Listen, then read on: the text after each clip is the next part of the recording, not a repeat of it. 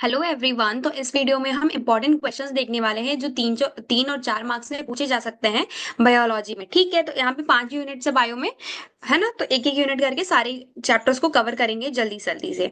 Okay, पहले unit का पहला क्वेश्चन आता है कि एंडोस्पर्म क्या होता है। ये जो क्वेश्चन है ये 2 मार्क में भी आ सकता है। ठीक है, आप अपने अकॉर्डिंग देख लेना। हालांकि मैं ये पूरा एक्सप्लेन करूंगी, बट आप अपने अकॉर्डिंग देख लेना आपको कितना लिखना है। तो एंडोस्पर्म एक ट्रिप्लॉइड टिश्यू है जो कहाँ बनता है? एंजियोस्पर्म के सीड में। एंजियोस्पर्म जो होते हैं वो क्या होते हैं? वो होते हैं फ्लावरिंग प्लांट्स। ठीक है। After the fertilisation process, then it play a crucial role in providing nutrient to the developing embryo and many cases to make the seedling after germination। तो ये जो एंडोस्पर्म है वो सबसे क्रूशियल रोल कहाँ play करता है? प्रोवाइड करने में न्यूट्रिशन किसको? एम्ब्रियो को। ठीक है। The endosperm is formed as the result of double fertilisation. Endosperm कब बनता है? जब डबल फर्टिलाइजेशन होता है तो उसके रिजल्ट में एंडोस्पर्म का फॉर्मेशन होता है। A unique feature of angiosperm, जो एंजियोस्पर्म का एक यूनिक फीचर है, ये और कहीं नहीं होता, जिम्नोस्पर्म्स में नहीं होता। ठीक है। और एंजियोस्पर्म क्या है? वो एक फ्लावरिंग प्लांट है। एंजियोस्पर्म्स ही होते हैं जो फ्लावरिंग प्लांट होते हैं। The endosperm accumulate starch, protein and fats which serve as a food. जो एंडोस्पर्म होता है उसमें क्या क्या होता है? स्टार्च होता है, प्रोटीन होता है, फैट्स होता है, जो एज अ फूड सर्व होते हैं। Reserve for the developing embryo, और डेवलपिंग एम्ब्रियो के लिए रिजर्व करके रखते हैं। It also regulates the growth of the embryo, और वो जो एम्ब्रियो है उसकी ग्रोथ को भी रेगुलेट करता है। उसे ग्रोथ रेगुलेटर्स प्रोवाइड करता है और हॉर्मोन्स प्रोवाइड करता है, सॉरी प्रोड्यूस करता है वो। It also regulate the growth of hormone embryo.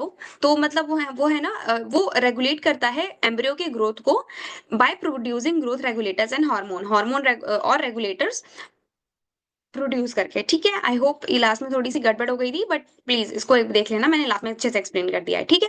दूसरा है right definition of asexual reproduction. Asexual reproduction क्या है? Asexual reproduction is a mode of reproduction in which offsprings are produced by the single parent. Asexual reproduction में ऐसा होता है कि जो बच्चा होता है, जो ऑफस्प्रिंग होता है, वो सिर्फ एक सिंगल पेरेंट से प्रोड्यूस होता है। उसमें गैमेट का फ्यूजन नहीं होता, और जहाँ पे गैमेट का फ्यूजन होता है उसे सेक्सुअल रिप्रोडक्शन कहते हैं। ठीक है। The offsprings are genetically identical, और वो जो ऑफस्प्रिंग्स हैं वो जेनेटिकली आइडेंटिकल होते हैं अपने पेरेंट्स से, रिजल्टिंग इन क्लोन्स। वो एकदम सिमिलर होते हैं, क्लोन होते हैं। Common method of reproduction, sexual reproduction के कॉमन मेथड्स कौन से हैं? बाइनरी फिजन हो गया, बटिंग हो गया, फ्रेगमेंटेशन हो गया, वेजिटेटिव प्रोपोगेशन हो गया। राइट। नेक्स्ट पढ़ते हैं तो प्लेसेंटा क्या होता है और हमें इसके फंक्शंस देखने हैं। अ chronic villi and uterine tissues become interdigited interdigited with each other and jointly form a structural and functional unit between developing embryo। देखो, मान लो हमारा ये एम्ब्रियो है, इसके सराउंडिंग में ये प्लेसेंटा होता है। ठीक है। प्लेसेंटा का काम क्या होता है कि बच्चे और माँ में एक कॉन्टेक्ट बना के रखना। जितना भी मटेरियल है उसे यहाँ से इधर पहुंचाना, ऑक्सीजन पहुंचाना, खाना पहुंचाना, और बच्चा जो एक्सक्रीशन कर रहा है, प्रोड्यूस कर रहा है, उसे बाहर पहुंचाना। ठीक है। तो ये प्लेसेंटा का काम होता है। फंक्शंस क्या हो गए कि placenta facilitate the supply of oxygen and nutrition to the embryo. ठीक है। It remove carbon dioxide and excretory waste material. Carbon dioxide और जितना भी एक्सक्रेटरी वेस्ट मटेरियल है जो एम्ब्रियो बना रहा है उसे बाहर निकालना। और act as a endocrine tissue, ये एक एंडोक्राइन टिश्यू भी एक्ट करता है, जो सेवरल हार्मोन्स प्रेजेंट करते हैं, जैसे कि ह्यूमन क्रॉनिक गोनाडोट्रोफिन, एचसीजी जिसे कहेंगे, ह्यूमन प्लेसेंटल प्रोस्टेट लैक्टोजन, जैसे हम एचपीएल कहेंगे। ये सारे हार्मोन्स भी प्रोड्यूस करता है। ठीक है। प्लेसेंटा कनेक्टेड होता है एम्ब्रियो से एम्बाइकल कॉर्ड के थ्रू। ठीक है। जो हेल्प करता है सब्सटेंस का ट्रांसफर करने में एम्ब्रियो तक। अगला सवाल है कि टेस्ट ट्यूब बेबी क्या है। In some cases a woman is unable to have a normal fertilization to bear a child. कुछ केसेस ऐसे होते हैं जब वुमेन ना कंसीव नहीं कर पाती है नॉर्मल फर्टिलाइजेशन से, मतलब उसकी जो बॉडी है वो कैपेबल है कि वो एक बच्चे को ग्रोथ करवा सके, एक एम्ब्रियो की ग्रोथ करवा सके, बट वो कंसीव नहीं कर पा रही है। ऐसे केसेस में टेस्ट ट्यूब बेबी टेक्निक का यूज किया जाता है। ठीक है। इस टेक्निक में जो अनफर्टिलाइज्ड एग होता है वुमेन का, उसे आइसोलेट किया जाता है एसेप्टिक कंडीशन में। एसेप्टिक कंडीशन मतलब वैसी कंडीशन जैसी हमारी बॉडी में होगी, तो वैसी कंडीशन में ही तो वो एम्ब्रियो डेवलप्ड होगा ना। ठीक है। तो एग को लिया जाता है and fertilize it in a test tube by sperm of the husband. Husband का स्पर्म लिया जाता है, फीमेल का ओवम लिया जाता है, उसे फर्टिलाइज करवाया जाता है। ठीक है। और blastocyst can be maintain in a vitro till get 32 cell stage, या फिर ऐसा भी हो सकता है कि उसे 32 सेल स्टेज तक ही लैब में रखा जाए। उसके बाद उसे यूट्रस में इम्प्लांट कर देते हैं फीमेल की। Then female remain under the supervision of the doctor. उसके बाद जो फीमेल होता है उसे डॉक्टर के सुपरविजन में रहना पड़ता है जब तक जेस्टेशन पीरियड चल रहा है, जब तक वो प्रेगनेंसी का पीरियड चल रहा है, जो कि 280 दिन का होता है। The baby produce in such way is called test tube baby. और इस प्रोसेस से जो बच्चा बनता है उसे क्या कहते हैं? टेस्ट ट्यूब बेबी कहते हैं। है ना। नेक्स्ट है कि सेल्फ पॉलिनेशन और क्रॉस पॉलिनेशन का डिफरेंस बताना है। Self pollination occur in a same flower और between two flowers of the same plant. ठीक है, जो सेल्फ पॉलिनेशन होता है या तो वो सेम फ्लावर में होगा या फिर दो फ्लावर में होगा, लेकिन जो प्लांट सेम होना चाहिए। ठीक है, क्रॉस पॉलिनेशन होगा occur between two flowers of different plants, दो फ्लावर में होगा पर वो डिफरेंट डिफरेंट प्लांट्स में होंगे। ठीक है, पॉलिनेशन अकर होता है ब्लूमिंग के पहले, देन ये वाला पॉलिनेशन होता है ब्लूमिंग के बाद। मीडियम रिक्वायर्ड नहीं होता, इसमें किसी मीडियम की जरूरत नहीं है क्योंकि सेम फ्लावर में जाना है। यहाँ पे मीडियम की रिक्वायरमेंट है। मीडियम क्या हो सकता है, यहाँ पे इंसेक्ट हो सकता है, विंड हो सकता है, कोई बर्ड हो सकती है। Plants do not show any special character. जो सेल्फ पॉलिनेशन के फ्लावर्स होते हैं उनमें कोई स्पेशल कैरेक्टर नहीं दिखता, जबकि यहाँ पर कुछ स्पेशल कैरेक्टर दिखते हैं, जैसे कि अट्रैक्टिव होते हैं, कलर्ड होते हैं, हनी बियरिंग फ्लावर्स होते हैं, ताकि वो इंसेक्ट को अट्रैक्ट कर सके। ठीक है, देन है less number of grains are produce. यहाँ पे जो पोलन ग्रेन्स होते हैं वो बहुत कम होते हैं और यहाँ पे बहुत ज्यादा होते हैं, मोर ग्रेन्स होते हैं। अगला है मोनोकॉटिलेडन और डाइकॉटिलेडन सीड्स।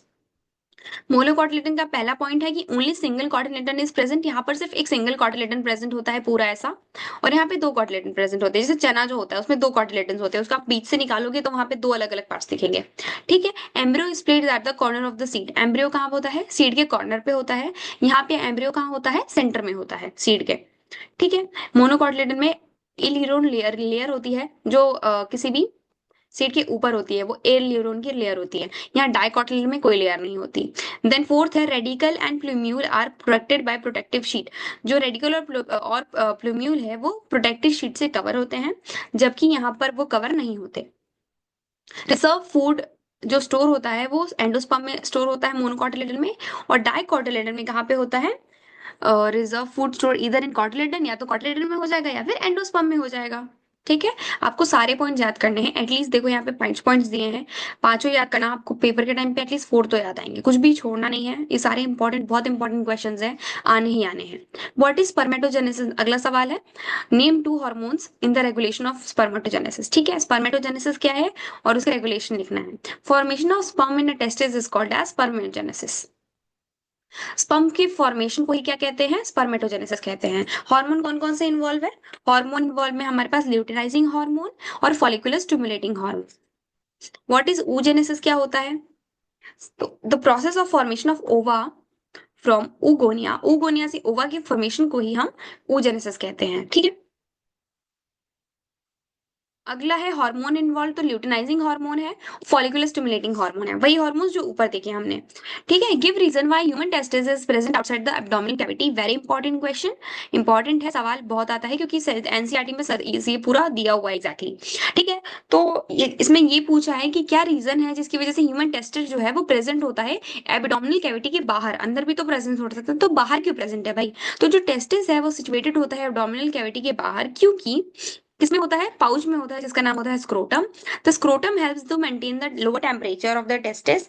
जो स्क्रोटम है वो उसे हेल्प करता है कि वो बॉडी के टेम्परेचर से थोड़ा कम टेम्परेचर, कितना, 2 से 2.5 डिग्री सेल्सियस लोअर दे। ठीक है, जो जरूरी होता है स्पर्मेटोजेनेसिस के लिए। ठीक है, ये चीज है बस। अगला है मेडिकल टर्मिनेशन ऑफ प्रेगनेंसी क्या होती है। तो मेडिकल टर्मिनेशन ऑफ प्रेगनेंसी, जिसे हम शॉर्ट फॉर्म में एमटीपी लिखते हैं, वो involve the legal abortion of the undesired conception. तो जो भी अनडिजायर्ड कंसेप्शन है उसको अबॉर्शन के लिए लीगली जो परमिशन मिलती है वो किस एक्ट के अंदर मिलती है, एमटीपी। ठीक है, then MTP act allows the termination of pregnancy up to 20 weeks of pregnancy. MTP में तभी अलाउ करते हैं प्रेगनेंसी जब 20 वीक से की प्रेगनेंसी हो। ठीक है, in cases of termination of pregnancy is immediately necessary to save life और वुमेन। अगर, और कुछ केसेस है इसके कि ऐसे ही नहीं करवा सकते, अगर वुमेन या तो बच्चे को कोई खतरा हो या माँ को कोई खतरा हो उनकी लाइफ बचाने के लिए, तो इसमें की जाती है। इसे लीगलाइज करा गया था इंडिया में 1971 में। ये आप डेट याद रखना एमटीपी की, क्योंकि ये हो सकता है ये क्वेश्चन ऑब्जेक्टिव में बन जाए। अगला है डिफाइन एमनियोसेंटासिस प्रोसेस। एमनियोसेंटासिस प्रोसेस को हमें डिफाइन करना है यहाँ पे। तो it is a parental diagnostic technique, ये पेरेंटल डायग्नोस्टिक टेक्निक है। ठीक है, जिसमें एमनियोटिक फ्लूइड को निकाला जाता है यूट्रस से एक सर्जिकल नीडल की हेल्प से, and foetal cells are cultured on the culture medium and chromosomes are examined. तो देखो यहाँ पे ये एम्ब्रियो हो गया जो यूट्रस की वॉल से लगा हुआ है, यहाँ पे प्लेसेंटा हो गया, यहाँ पे बच्चा है तो इसके यहाँ पे एमनियोटिक फ्लूइड भरा होता है।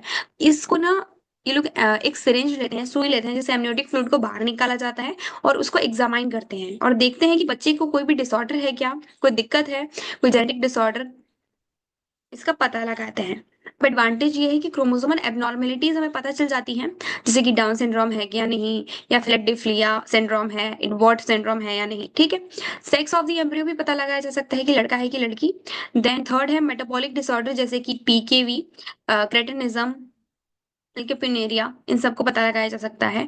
अफेक्ट क्या है एमनियोसेंटेसिस का, कि due to this type of test, इस टेस्ट की वजह से जो फीमेल एम्ब्रियोज थी उन्हें मारा जाता था, ठीक है, तो क्योंकि पता चल जाता था कि लड़का है कि लड़की है, तो फैमिलीज को मोस्टली पिछले के टाइम, पहले टाइम पे यही चाहिए होता ना, लड़का चाहिए होता था, तो फीमेल होती थी तो उन्हें मार देते थे। This leads to decrease in number of female, जिसकी वजह से फीमेल का नंबर है वो कम होते जा रहा था। इस वजह से ये सीरियस प्रॉब्लम थी और अब एमनियोसेंटेसिस को बैन कर दिया गया है, अब नहीं होता, ठीक है। ट्वेल्थ है कि water chasmogamous flowers. Chasmogamous flowers क्या होते हैं, और can cross pollination occurs in cleistogamous flower, और क्या क्लेस्ट्रोगैमस फ्लावर में क्रॉस पॉलिनेशन होता है, और सेक्स डिटर्मिनेशन, ठीक है, ये वाला क्वेश्चन नहीं है, ये दूसरे क्वेश्चन का लिखा गया, ठीक है, यहीं तक आपका, राइट। तो chasmogamous flowers are open flowers, chasmogamous open flower होते हैं जो एक्सपोज करते हैं, जिनका स्टेमन एक्सपोज होता है, ठीक है, जो क्रॉस पॉलिनेशन को फैसिलिटेट करते हैं। नो क्रॉस पॉलिनेशन अकर इन क्लेस्ट्रोगैमस फ्लावर, जो क्लेस्ट्रोगैमस फ्लावर होता है उसमें क्रॉस पॉलिनेशन नहीं होता, क्योंकि वो ऐसे क्लोज होते हैं, जैसे कलियां होती हैं वैसे क्लोज होते हैं, तो उनको सेल्फ पॉलिनेशन ही करना पड़ता है, उनमें क्रॉस पॉलिनेशन नहीं होता। No transfer of pollen from outside of stigma of flower, so there is no cross pollination, ठीक है। अगला देख लेते हैं हम स्पर्मेटोजेनेसिस और oogenesis का डिफरेंस। आई होप सबको विजिबल होगा क्लियरली। ओके, पहला है कि sperms are produced by this process, sperm को प्रोडक्शन को, इस प्रोसेस को ही स्पर्मेटोजेनेसिस कहते हैं। oogenesis में ओवम प्रोड्यूस होता है। अगला है in this process primary spermatocytes are formed by maturation of germinal epithelium cells. इस प्रोसेस में प्राइमरी स्पर्मेटोसाइट्स बनते हैं, कैसे बनते हैं, जब जर्मिनल एपिथेलियम सेल मैच्योर हो जाते हैं, ठीक है। oogenesis का सेकंड पॉइंट देखें तो इस प्रोसेस में प्राइमरी oocytes बनते हैं by maturation of germinal epithelium. Okay, then है primary spermatocyte divide to form four spermatids. जो प्राइमरी स्पर्मेटोसाइट्स हैं वो डिवाइड होके चार स्पर्मेटिड्स बनाता है। oogenesis का थर्ड पॉइंट है कि प्राइमरी स्पर्मेटोसाइट डिवाइड होके एक ओवम बनाता है और एक पोलर बॉडी बनाता है, ठीक है। पोलर बॉडी जो होती है इसका कोई काम नहीं होता, बस डिवीजन के लिए ये बन जाती है और ये कुछ टाइम बाद डीजेनरेट हो जाएगी। इसे इक्वल डिवीजन कहेंगे, यहाँ अनइक्वल डिवीजन होती है, पोलर बॉडी छोटी सी होती है, ओवम बड़ा होता है, right. Large number of sperms are formed by this process, sperms बहुत ज्यादा बनते हैं, यहाँ पे लेस नंबर ऑफ स्पर्म बनते हैं इस प्रोसेस से, सॉरी सॉरी ओवम, ठीक है। अगला है कि एप्पल को वर्चुअल फ्रूट क्यों कहते हैं, और कौन सा part of the flower does the fruit, कौन सा पार्ट जो है वो फ्रूट बनाता है। तो एप्पल इज कॉल्ड फॉल्स और virtual fruit because it develop from the thalamus instead of ovary, क्योंकि वो थैलेमस से बनता है ना कि ओवरी से बनता है, ठीक है। थैलेमस क्या होता है, थैलेमस एक इनलार्ज स्ट्रक्चर है at the base of the flower, flower के बेस पे, राइट। अगला है explain the role of tapetum in the formation of pollen grain walls. Tapetum की रोल बताना है हमें, पोलन ग्रेन वॉल की फॉर्मेशन में वो क्या हेल्प करता है, तो ये इंपॉर्टेंट है, बहुत बार आया है। Tapetum is the innermost layer of the microsporangium, it produces the thin layer line layer of the pollen grain which is composed of sporopollenin, the resistant fatty substance। Tapetum जो है वो न्यूट्रिटिव कंटेंट बहुत ज्यादा है उसमें, और ये help करता है पोलन ग्रेन्स को ग्रो करवाने में, ठीक है। डेवलपिंग पोलन ग्रेन जो होता है उसकी हेल्प करता है। At first many pollen grain pollen mother cells are formed in them which divided meiotically to form a haploid pollen grains, ठीक है। टैप्टम जो है वो इनरमोस्ट लेयर है, ये क्या बनाता है, ये स्पोरोपोलेनिन बनाता है जो बहुत ही रेजिस्टेंस फैटी सब्सटेंस है।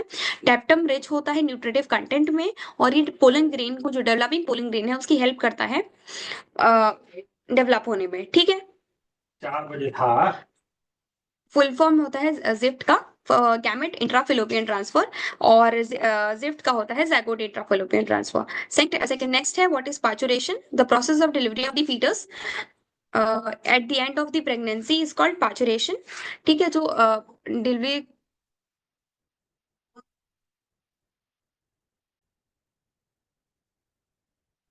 तो व्हाट इज पार्चुरेशन देखते हैं, delivery of the foetus at the end of the pregnancy is called parturition. जो डिलीवरी के बाद जो 9 मंथ की प्रेगनेंसी होती है उसके बाद डिलीवरी को ही हम पार्चुरेशन कहते हैं। The signal of the parturition, जो पार्चुरेशन का सिग्नल होता है वो ओरिजिनेट होता है फुली डेवलप्ड फीटस से। जो बच्चा बन चुका होता है, पूरा डेवलप हो चुका होता है, वही सिग्नल्स देता है कि अब टाइम आ गया है पार्चुरेशन का। एंड द प्लेसेंटा जो ट्रिगर करती है ऑक्सीटोसिन की रिलीज को from the maternal pituitary. Oxytocin एक यूट्राइन मसल कॉन्ट्रैक्शंस करवाता है स्ट्रॉन्ग, जिसकी वजह से एक्सप्लोजन होता है बेबी का। Relaxin hormones released by the ovary widen the vagina and facilities growth. जो रिलैक्सिन हार्मोन होता है वो रिलीज होता है ताकि जो ओवरी बाय द जो रिलैक्सिन हार्मोन होता है वो रिलीज होता है ओवरी से, जो वजाइना को वाइडन करता है ताकि ग्रोथ आराम से हो पाए, सॉरी बर्थ आराम से हो पाए। ठीक है, आई होप ये समझ में आया होगा। ठीक है, एक बार आप पढ़ लोगे तो समझ में आ जाएगा, कुछ भी टफ नहीं है इसमें। देन है व्हाट इज कोलोस्ट्रॉम। कोलोस्ट्रॉम क्या होता है? कोलोस्ट्रॉम प्राइमरी मिल्क है जो सिक्रीट होता है मैमरी ग्लैंड से आफ्टर द चाइल्ड बर्थ। जैसे ही बच्चे का जन्म होता है वैसे ही जब मदर के जो मिल्क होता है वो उसे प्राइमरी मिल्क कहते हैं। जो बर्थ के कुछ टाइम तक आता है वो येलोइश कलर का होता है। जो फर्स्ट मिल्क प्रोड्यूस होता है मदर से उसे ही कोलोस्ट्रॉम कहते हैं। वो नेसेसरी एलिमेंट है जिसमें फैट्स प्रोटीन्स प्रेजेंट होते हैं, क्योंकि इसमें since it contain high antibodies it is protected for the newborn. इसमें बहुत सारी एंटीबॉडीज होती है जिसकी वजह से ये न्यूबॉर्न के लिए बहुत ही अच्छा होता है। Okay, what is emasculation? Emasculation क्या है? तो emasculation means removal of anther with a forceps. Forcep की मदद से हम एंथर को निकाल रहे हैं किसी फ्लावर के, from the flower bud before dehiscence, dehiscence के पहले। ठीक है, plant breeder employs the technique to prevent contamination of stigma with undesired pollen. Plant breeder जो होते हैं वो इस टेक्निक का यूज करते हैं ताकि कंटामिनेशन से बचा सके स्टिग्मा को अनडिजायर्ड पोलन की वजह से। वो अपनी मर्जी से ही करवाना चाहते हैं चीजें, ठीक है, वो पॉलिनेशन भी अपनी मर्जी से करवाना चाहते हैं, इसलिए वो लोग एंथर को हटा देते हैं। Artificial hybridization where desired pollens are required. ठीक है, ये कहाँ पे होता है? ये वहां पे होता है जहाँ पे हमें कोई हाइब्रिडाइज चीज बनानी होती है। अगला है कि माइक्रोस्पोरोजेनेसिस और मेगास्पोरोजेनेसिस का डिफरेंस बताना है। Okay, right. देन है in this process haploid microspores are formed from diploid microspore mother cell. ठीक है, ये माइक्रोस्पोर की स्पेलिंग गलत है, देख लेना, बता रही हूँ।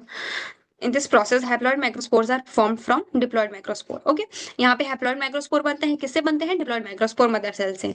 यहाँ पे हैप्लॉइड मेगास्पोर बनते हैं, किससे बनते हैं? डिप्लॉइड मेगास्पोर मदर सेल से। देन नेक्स्ट पॉइंट है four microspore formed from a single microspore mother cell are generally arranged in tetrad structure. तो यहाँ पे जो बनते हैं चार, वो टेट्राहेड्रल स्ट्रक्चर में अरेंज होते हैं। यहाँ पर जो बनते हैं वो लीनियर टेट्राड्स में बनते हैं, ऐसे लीनियरली अरेंज होते हैं। ठीक है, all the microspores arranged in tetrahedral are functional. तो यहाँ पे जो तीनों बनते हैं हमारे पास, चारों बनते हैं हमारे पास माइक्रोस्पोर्स, वो चारों ही फंक्शनल होते हैं। और यहाँ पे मेगास्पोर में क्या होता है? यहाँ पर तीन डीजेनरेट हो जाते हैं और एक ही फंक्शनल होता है। ठीक है, meiosis occur during micro and megasporogenesis. ठीक है, यहाँ मियोसिस होता है। Macrosperms are formed at the end of the microsporogenesis and female gametophyte embryos egg formed at the end of the megasporogenesis। मतलब माइक्रोस्पोरोजेनेसिस के एंड में क्या बनता है? Pollen grain. और मेगास्पोर में क्या बनता है? Embryo sac, right. देन है हमें what you understand by triple fusion. Triple fusion क्या होता है, इसको एक्सप्लेन करना है।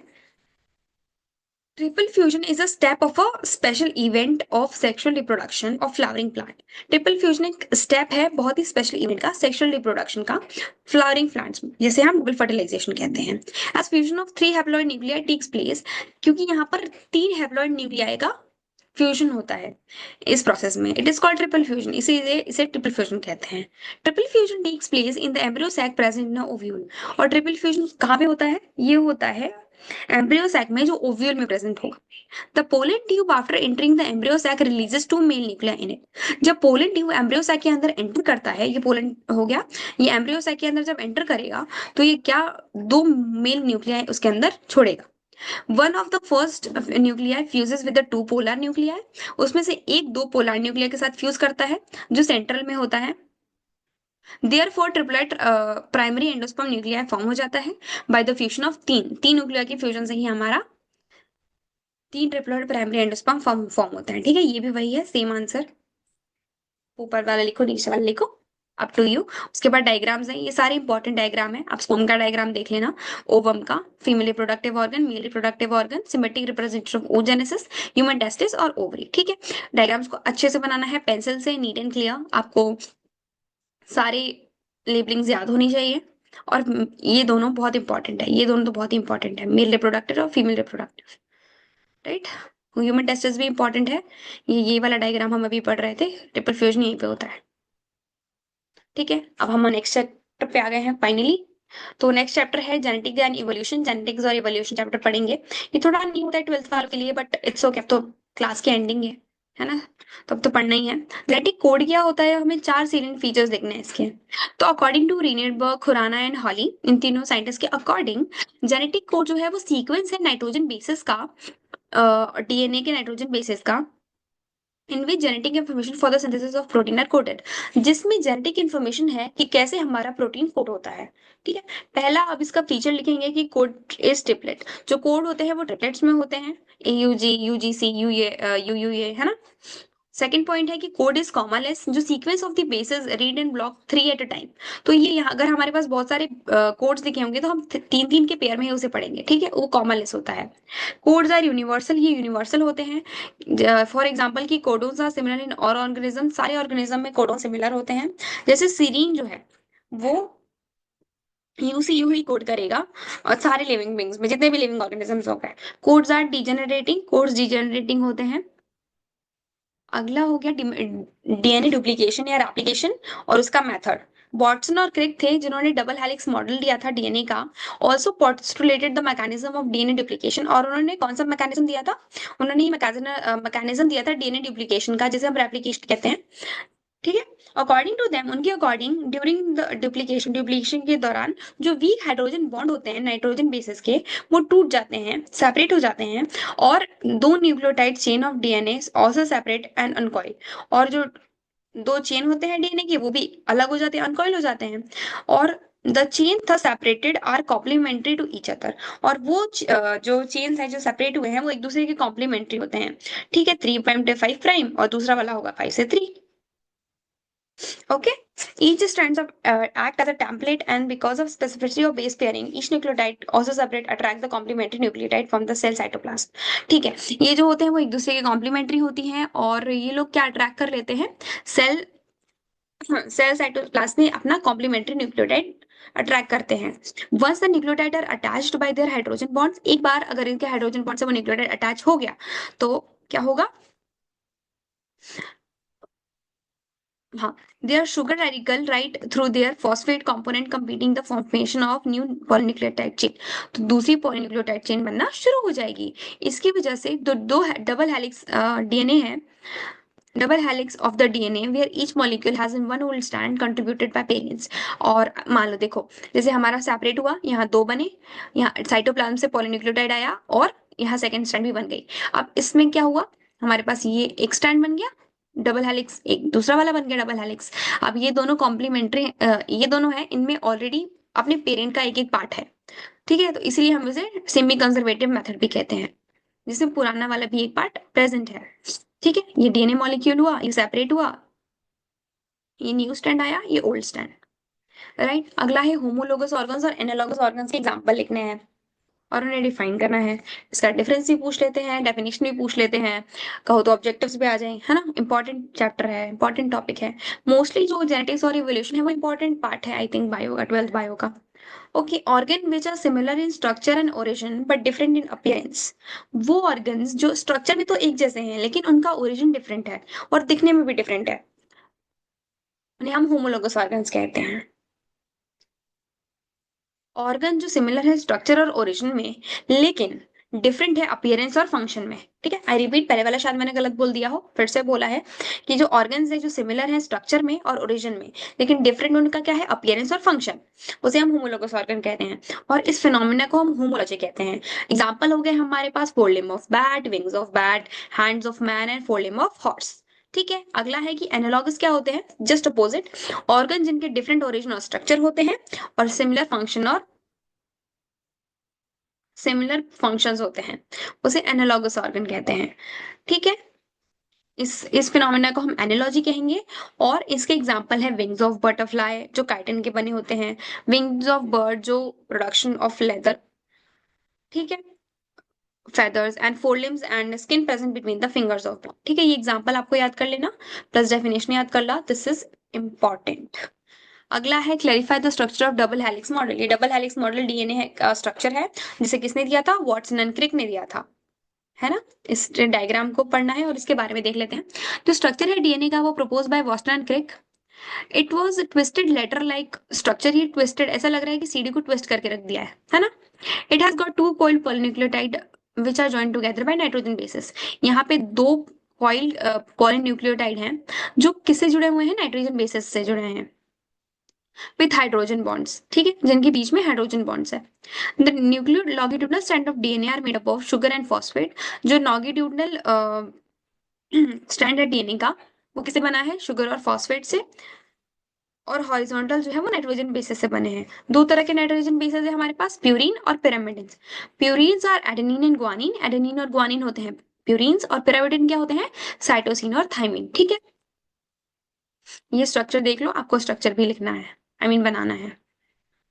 अब यहाँ पे हमें एक्सप्लेन करना है Mendel law of independent assortment example के साथ। एग्जाम्पल में है round seed yellow cotyledon and wrinkled seeds green cotyledon which help the checker board and also genotype and phenotype in after generation, ठीक है। तो gametes in zygote usually carry several chromosomes which are different in appearance and perhaps in content. तो gamete और zygote जो है अलग अलग chromosome carry करते हैं जिनकी अपीयरेंस और कंटेंट अलग अलग होता है। The genotype consists of many pairs of genes through chromosome. We are not to Mendel yet he felt the need of finding out how. अब हमें अभी तो पता चला है लेकिन मेंडल को तो नहीं पता था, इसलिए उन्होंने पता करने की कोशिश की। How different character would behave in relation to each other, कि अगर हम डिफरेंट डिफरेंट कैरेक्टर लेते हैं वो एक दूसरे के साथ कैसे बिहेव करेंगे, ठीक है।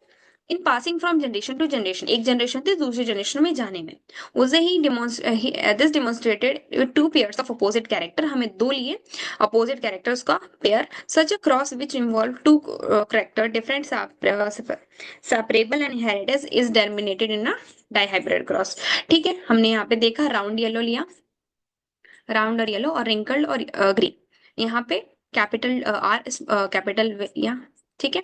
इसका क्या बना, जनरेशन बना राउंड येलो, इसकी सेल्फिंग कराई, सेल्फिंग कराने पे हमारा रेशो क्या निकल के आएगा, 9:3:3:1। इसको रेशो को आप याद कर लो, इतने से हो जाएगा काम। Then he describe the process of mRNA synthesis, mRNA synthesis की प्रोसेस को डिस्क्राइब करना है। The process of formation of RNA from DNA, जो प्रोसेस है जिससे डीएनए से एमआरएनए बनता है उसे क्या कहते हैं, उसे ट्रांसक्रिप्शन कहते हैं। इसकी प्रोसेस है जैसे इनिशिएशन होता है न्यूक्लियोटाइड का, फॉर्मेशन होता है डीएनए का टेम्पलेट का, then formation of chain of mRNA with the help of RNA polymerase enzyme and then separation of mRNA. इस प्रोसेस से ही बनती है, ठीक है। ये हमारा डायग्राम हो गया, तीन प्रोसेस आते हैं, इनिशिएशन, एलोंगेशन एंड टर्मिनेशन। ये सिग्मा फैक्टर है, ये टर्मिनेटर है, ये आरएनए है। ये सारा डायग्राम आपको अच्छे से करना है, पॉइंट याद कर लेना और डायग्राम कर लेना। देन है डिफरेंस बिटवीन लैमार्किज्म एंड नियोलैमार्किज्म, इन दोनों का डिफरेंस बताना है। तो it was proposed by Lamarck, Lamarck ने इसे प्रपोज किया था, और नियोलैमार्किज्म किसने प्रपोज किया था, फ्रेंच गिजार्ड थे, अमेरिकन को टीएच मॉर्गन ने।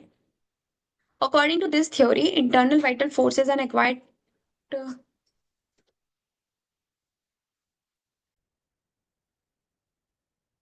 सेकेंड पॉइंट है कि according to the theory internal vital forces and acquired characters are main source of organic evolution, ठीक है। उस थ्योरी के अकॉर्डिंग जितनी भी इंटरनल वाइटल फोर्सेस हैं और एक्वायर्ड कैरेक्टर्स हैं वो मेन सोर्स है ऑर्गेनिक इवोल्यूशन के, ठीक है। यूलेमार्किज्म में देखें तो it does not allow the role of internal vital forces in organic evolution, यहाँ पे इंटरनल वाइटल फोर्सेस का कोई रोल नहीं है।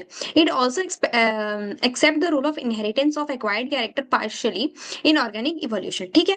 अगला है कि it is believe the role of changes in environment condition in organic evolution. तो यहाँ पे ये भी विश्वास किया जाता है कि जो एनवायरमेंट कंडीशन की चेंजेस है वो ऑर्गेनिक इवोल्यूशन में एनवायरमेंट कंडीशन की चेंजेस का भी रोल प्ले करती है। यहाँ पे क्या जाता है कि it believes that changes in environment play the direct role in organic evolution, यहाँ पे डायरेक्ट रोल प्ले करता है, ठीक है। फोर्थ है according to this theory all acquired characters show inheritance.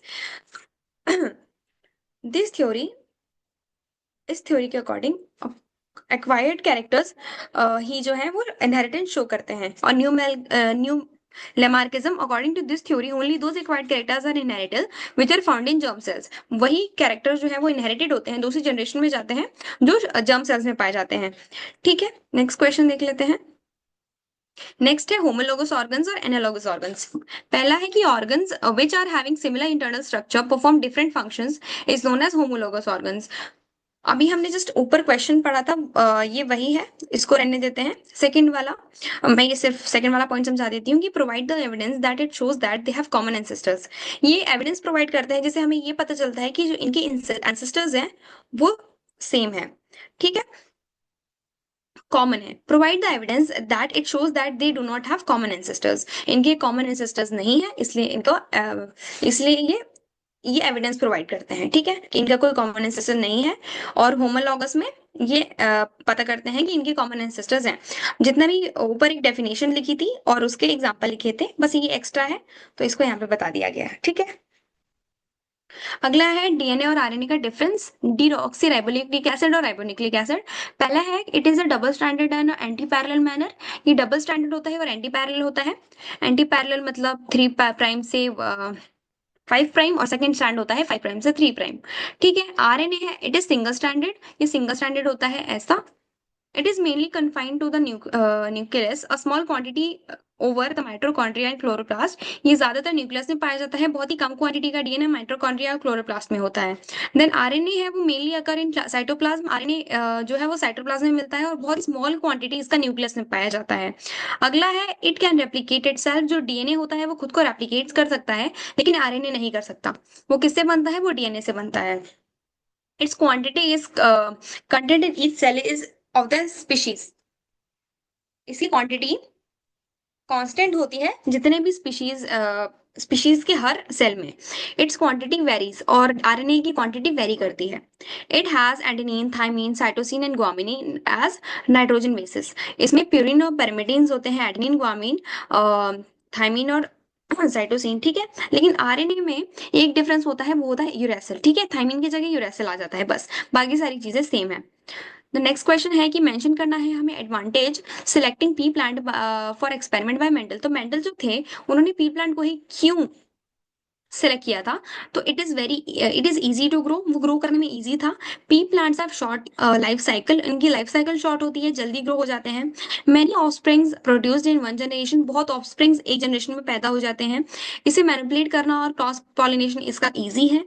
P plant के जो कैरेक्टर है वो बहुत अच्छे से विजिबल होते हैं, जैसे उनका कलर, उनका टेक्सचर, उनकी हाइट, फ्लावर का कलर। ठीक है, इसीलिए उन्हें यूज किया गया था, मेंडल ने इसलिए इसका यूज किया। ठीक है, ये ऑब्जेक्टिव में भी क्वेश्चन बनता है। देन हम बात करते हैं डोमिनेंट और रिसेसिव का। तो it is able to express itself even in the presence of its recessive allele. ठीक है, ये अपने आप को एक्सप्रेस करने के लिए एबल है। अगर हमारे पास रिसेसिव एलील है, फिर भी दो होते हैं, एक रिसेसिव होता है, एक डोमिनेंट होता है। तो डोमिनेंट वाला तो हमेशा एक्सप्रेस करेगा ही, अगर रिसेसिव प्रेजेंट हो चाहे ना हो। लेकिन रिसेसिव वाला तभी एक्सप्रेस करेगा जब डोमिनेंट ना हो। ठीक है, it does not require another similar allele to project its effect on phenotypic example, capital T, small t at all।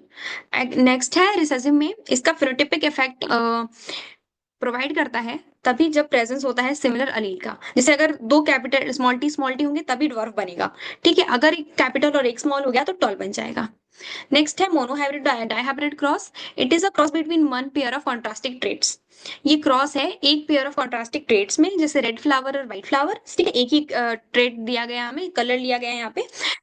Dihybrid cross में हम दो चीजों को लेते हैं, यहाँ पे टॉल यानी हम हाइट की भी बात कर रहे हैं और कलर की भी बात कर रहे हैं, दो कैरेक्टर्स को हमने क्रॉस करवाया है। फेनोटाइपिक रेशियो क्या होता है F2 जनरेशन का 2:1, और फेनोटाइपिक रेशियो होता है F2 जनरेशन का यहाँ पे डाइहाइब्रिड क्रॉस में 9:3:3:1। ठीक है, हम यहाँ पे क्या, हाँ, law of dominance using the monohybrid cross बताना है। टॉल टॉल, कैपिटल टी और स्मॉल टी ये डॉर्फ हो गया, ये पेरेंट्स हो गए, इनके गैमेट्स हो गए कैपिटल टी और इसका हो गया स्मॉल टी। ठीक है, इनको क्रॉस करवाया तो हमारे पास टॉल लगाया, कैपिटल टी स्मॉल टी। उसके बाद हम इसका सेल्फ पॉलिनेशन करवाएंगे। ठीक है, सेल्फिंग करवाएंगे तो हमारे पास यहाँ पे F2 जनरेशन में ये बनेंगे। मोनोहाइब्रिड क्रॉस क्या होता है? जब हम सिंगल पेयर ऑफ ट्रांसस्टार्टिक ट्रेट लेते हैं, उनको क्रॉस करवाते हैं, उसे मोनोहाइब्रिड क्रॉस कहा जाता है। जो ये सारी चीजें वही लिखी है जो अभी यहाँ पे बना है, ठीक है? तो यही सारी चीजें आपको लिख देनी है। जेनोटिपिक रेशियो होता है 1:2:1 और फिनोटिपिक होता है 3:1। ओके, मतलब 3 टॉल है और एक डॉर्फ है। अब होमोजाइगस और हेटेरोजाइगस का डिफरेंस है। तो होमोजाइगस इंडिविजुअल कैरी अलील्स और jeans of similar type. Homozygous individual में अलील और जीन सिमिलर टाइप के होते हैं, जैसे कैपिटल टी कैपिटल टॉलनेस के लिए। हेटेरोजाइगस में डिसिमिलर होते हैं, जैसे capital T small T tallness के लिए। दे सिमिलर ईदर डोमिनेंट और रिसेसिव अलील और genes. They carry either dominant और रिसेसिव अलील और जीन्स, ठीक है?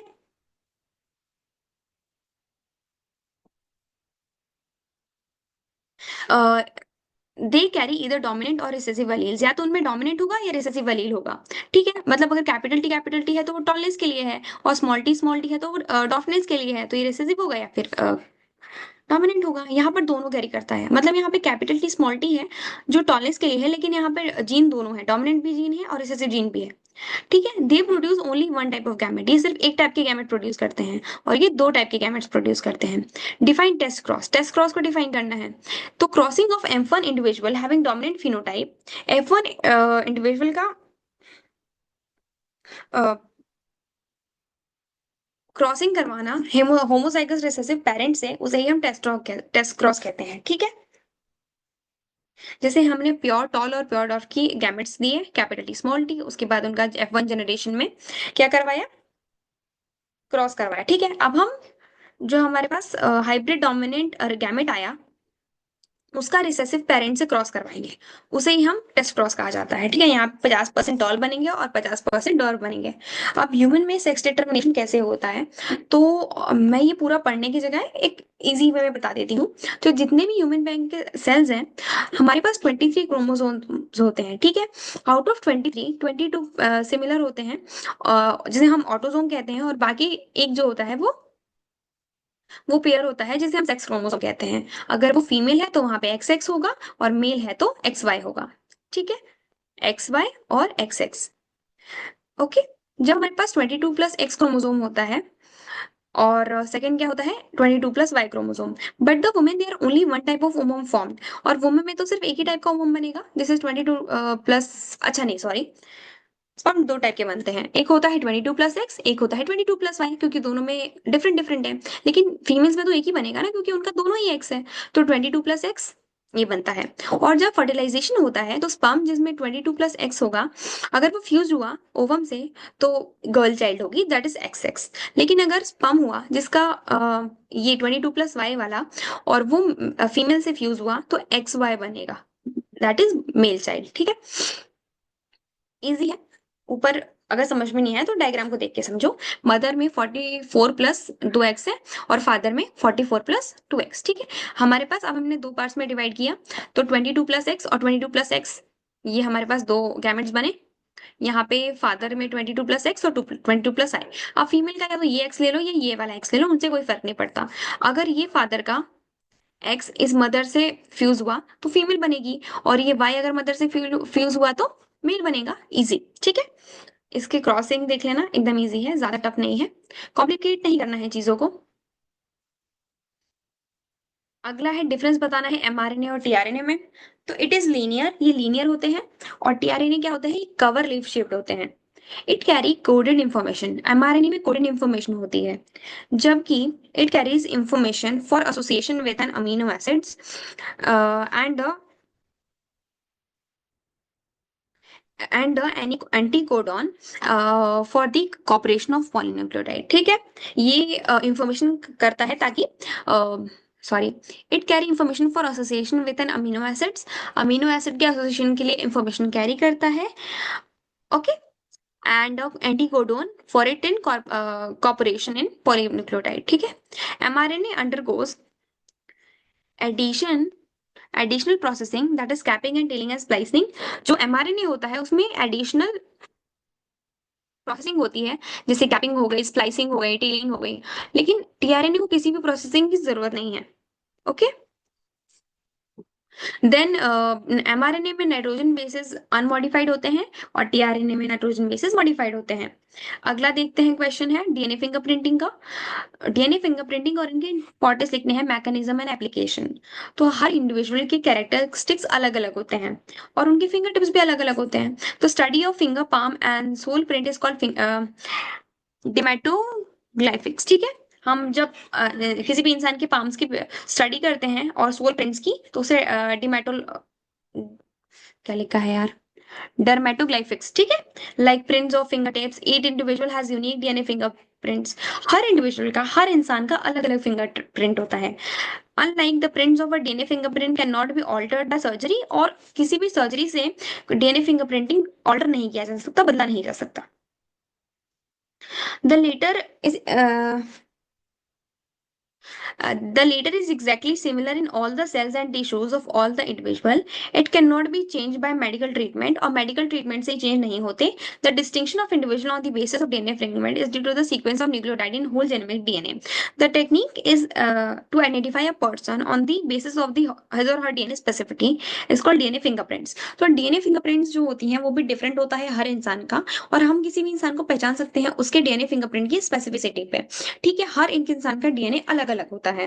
जब देखा होगा आपने क्राइम पेट्रोल या फिर इन सब चीजें सीआईडी, तो वो लोग डीएनए डीएनए पता करवाते हैं मदर से, मैच करके देखते हैं कि क्या बच्चे का मदर का मैच हो रहा है। ठीक है, तो ऐसा भी तो हो सकता था किसी और का मैच हो जाए, लेकिन ऐसा नहीं होता। क्यों? क्योंकि सबका यूनिक है।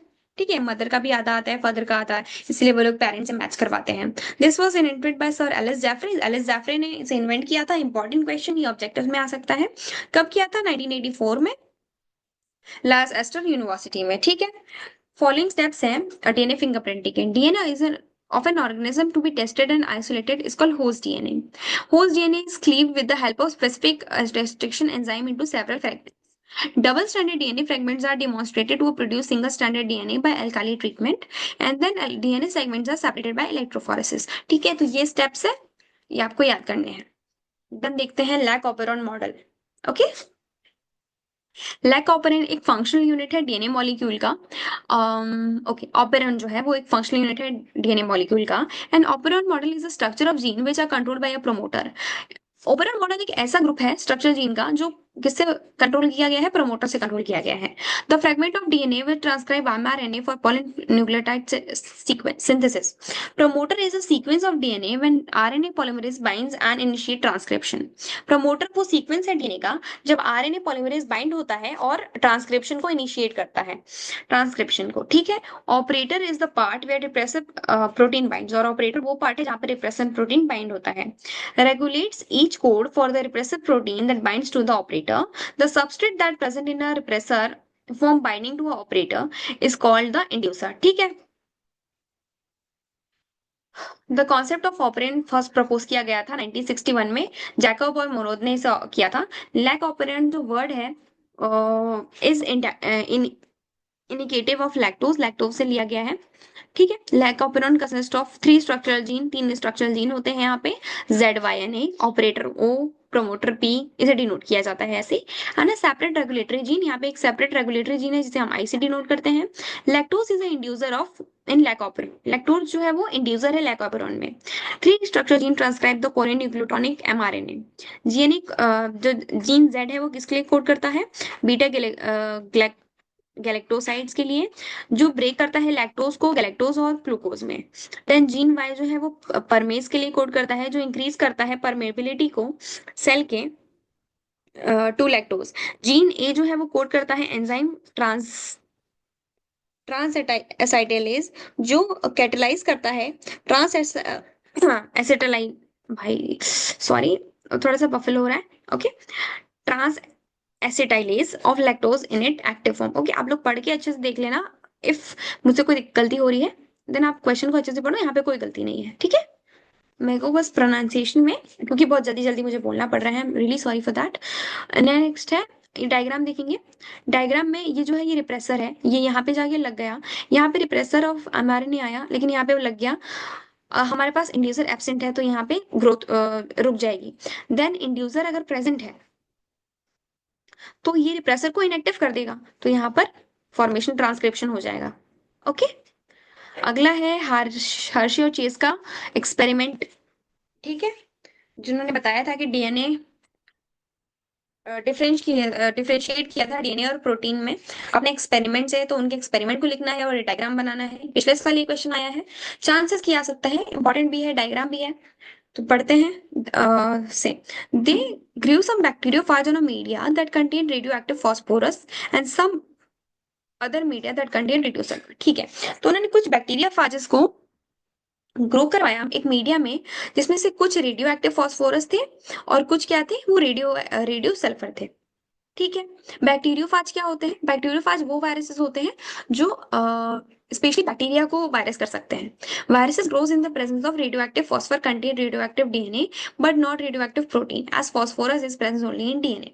तो जो वायरसेस होते हैं वो सिर्फ रेडियोएक्टिव फॉस्फोरस में ही की प्रेजेंस में ही ग्रो कर सकते हैं, लेकिन रेडियो एक्टिव प्रोटीन जो है वो क्योंकि जो रेडियो एक्टिव प्रोटीन है वो सिर्फ फॉस्फोरस में ही प्रेजेंट होती है।